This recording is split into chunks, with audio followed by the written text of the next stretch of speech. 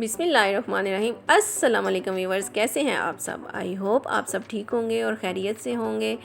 تو یہ جو آپ کو ایک بہت ہی مزیدار قسم کا پلاؤ نظر آ رہا ہے، چنا پلاؤ، تو آج میں نے یہ بنایا تھا اور یہ بہت ہی اچھا بنا تھا، تو میں نے سوچا آپ کے ساتھ ریسیپی شیئر کر لوں۔ اور اب ریسیپی کی طرف چلتے ہیں۔ میں نے اس میں جو یوز کیا وہ 3 ٹماٹر، 2 پیاز، ادرک، لہسن، سبز مرچ، سبز دھنیا اور اس کے بعد یہ جو ہے چکن پاؤڈر تھا، گرم مسالہ تھا، دہی تھا، رائس تھے، چنے بوائلڈ تھے اور نمک، لال مرچ، کٹی لال مرچ اور زیرہ تھا۔ اور اس ریسیپی سے اگر آپ یہ پلاؤ بنائیں گے نا تو آپ کے گھر والے اور آپ ایسے ہی سمجھیں گے کہ بس ہم دیکھ کے جو ہے نا وہ رائس کھا رہے ہیں۔ تو چلیے جی اسٹارٹ کرتے ہیں۔ سب سے پہلے میں ایک پین لوں گی، اس کو میں تھوڑا سا گرم کروں گی اور اس کے اندر جائیں گے یہ ثابت مسالہ جات، خشک دھنیا اور گرم مسالہ۔ آپ چاہیں تو جائفل جاوتری بھی اس میں یوز کر سکتے ہیں، تو میں وہ سیپریٹ سے یوز نہیں کرتی۔ گرم مسالے میں اگر وہ آ جائے تو وہ یوز ہو جاتی ہے، اس کو گرائنڈ کر کے، مطلب گرم مسالے میں پسا ہوا جو گرم مسالہ ہوتا ہے، تو سیپریٹ سے میں اس کو نہیں یوز کرتی۔ تو یہاں پر مجھے لگا کہ اس کے اندر زیرہ کم ہے، میرے پاس یہی مسالے تھے، تو میں نے پھر گرم مسالہ یہی یوز کیا ہے اور اس کی بھنائی اچھی طرح سے کروں گی۔ جب اس کی خوشبو آنے لگے گی، مطلب زیادہ بھی نہیں کرنا کہ یہ جل جائے، بس 4 سے 5 منٹ اس کی بھنائی کرنی ہے۔ تو اس کو میں پھر یہ سل بٹے میں یا کنڈی ڈنڈا جو بھی آپ کی لینگویج میں اس کو کہتے ہیں، اس میں کوٹ لوں گی۔ اور اس کو جو ہے نا وہ بہت زیادہ باریک بھی نہیں کرنا اور بہت زیادہ موٹا بھی نہیں رہنے دینا۔ دوسری طرف جو ہے وہ میں پیاز جو ہیں ان کو بھگارے پیاز بنا رہی ہوں۔ آئل ڈال کے پیازوں کو میں اچھی طرح سے تھوڑا سا براؤن کر لوں گی۔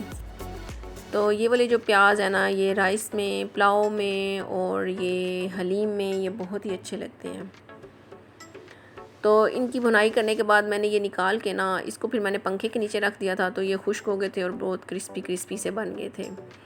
تو یہاں پر میں نے وہ آئل ویسٹ نہیں کیا تھا، وہ میں نے تڑکے میں رکھ لیا۔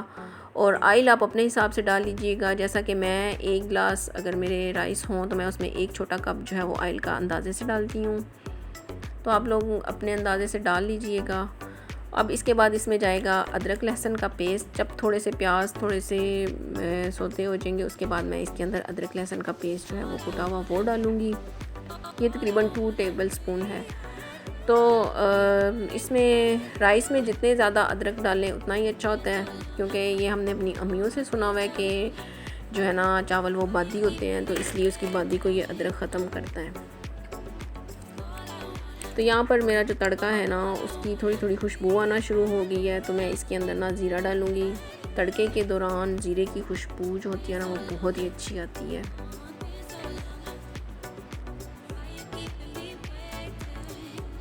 اچھا، یہاں پر میں نے جو ہے نا وہ یخنی والا پانی ڈال رہی ہوں، جو کہ میں نے چنے بوائل کیے تھے نا، اس میں سے میں نے 1 کپ پانی کا نکال لیا تھا، کیونکہ اس میں ذرا ٹیسٹ اچھا آتا ہے۔ تو تڑکے کے دوران میں وقفے سے یہی والا پانی جو ہے وہ لگا رہی ہوں۔ اور اس کے بعد اب اس میں جائے گا نمک 3 ٹیبل سپون، جو میرا مطلب اندازہ ہے۔ کٹی لال مرچ 1 سپون، اور وہ جو ہے دوسری لال مرچ وہ بھی 1 سپون، اور تھوڑا سا زیرہ۔ اور اب اس میں جائے گا وہی جو میں نے مسالے کوٹے تھے بھون کے، وہ جائیں گے۔ اس کی خوشبو بہت پیاری آ رہی تھی۔ اور ٹماٹروں کو میں ہر اپنی ریسیپی میں چھلکا اتار کے ان کے بیج نکال کے کٹنگ کر کے پھر یوز کرتی ہوں۔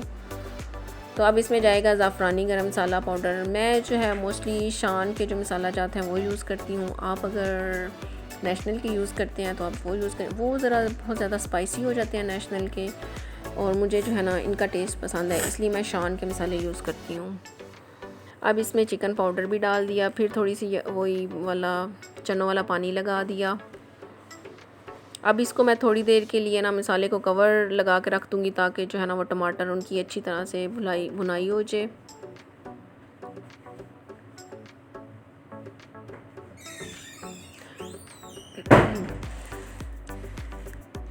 اب میں وقفے سے پھر وہی پانی لگاؤں گی اس کے اندر، تاکہ یہ جو خشک مسالہ جات ہے نا وہ لگے نہیں۔ اب اس کے اندر دہی کا 1 باؤل ڈالوں گی، بیٹ کر کے میں نے دہی رکھا ہوا تھا وہ اس کے اندر ڈالوں گی۔ دہی جب اچھی طرح سے مسالے کے اندر یکجان ہو جائے گی تو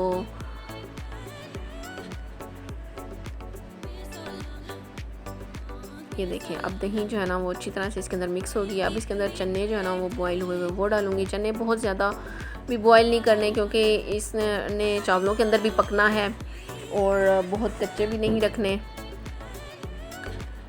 اب اس کے اندر میں سبز مرچ اس پوائنٹ پہ ڈال دوں گی کیونکہ اس پوائنٹ پہ سبز مرچ ڈالنے سے چاولوں کے اندر بہت اچھا ٹیسٹ آتا ہے. اگر آپ تڑکے کے دوران ڈالیں گے نا تو اس میں اس کا جو ہے نا وہ ٹیسٹ وہ ختم ہو جاتا ہے, وہ اور ٹیسٹ آتا ہے. یہاں پر اس کا فریش ٹیسٹ آتا ہے. اب میرے جتنے چاول ہیں چنوں کی بھنائی کرنے کے بعد اس سے میں ڈبل پانی لگاؤں گی. فرض کریں اگر میرے 3 گلاس چاول ہیں تو میں 6 گلاس پانی لگاؤں گی اور 1 گلاس اوپر ایکسٹرا لگاؤں گی. ہر چاول کو ڈیفرنٹ پانی لگتا ہے. کچھ چاول کم پانی لیتے ہیں اور کچھ چاول جو ہیں وہ زیادہ پانی لیتے ہیں.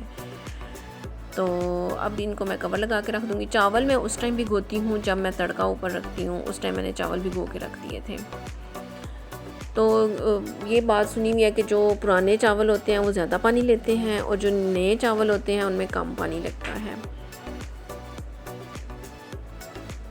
تو یہاں پر میں برتن کو اچھی طرح سے صاف کر کے اور اس کے اندر چمچ ہلا کر اور اس کو تھوڑی دیر کے لیے پانی جو ہے نا خشک ہونے تک اوپر کور لگا کے رکھ دوں گی. یہاں پر جی پانی میرا خشک ہو گیا ہے اور یہاں پر میں دم لگانے لگی ہوں. دم لگاتے وقت میں اس کے اوپر بغارے پیاز اور سبز مرچ, سبز دھنیا اور سبز پودینہ چاپ کیا ہوا وہ اس کے اندر ڈالوں گی. اور اینڈ پہ نا تھوڑا سا میں اس کے اوپر نا زیرہ ڈال دوں گی کیونکہ اس کی خوشبو جو ہے نا وہ بہت اچھی آتی ہے دم کے دوران. تھوڑا سا میں نے نا وہ زیرہ ڈالا ہے.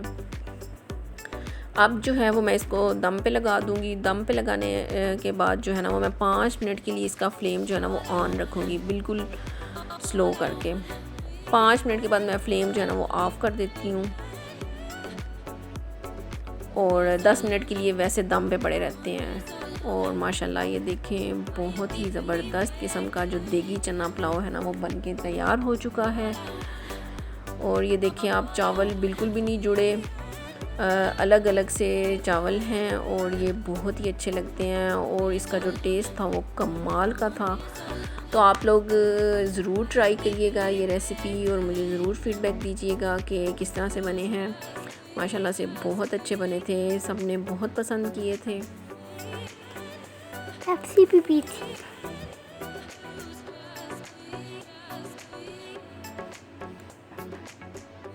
اب میں اس کو ڈش آؤٹ کر لوں گی. اور سب کو یہاں پر بہت بھوک لگی تھی اور میں نے پھر جلدی سے بس کھانا لگایا اور ساتھ میں میں نے رائتا بھی بنا لیا تھا اور ساتھ میں بس ہم نے 7 اپ کے ساتھ انجوائے کیا تھا.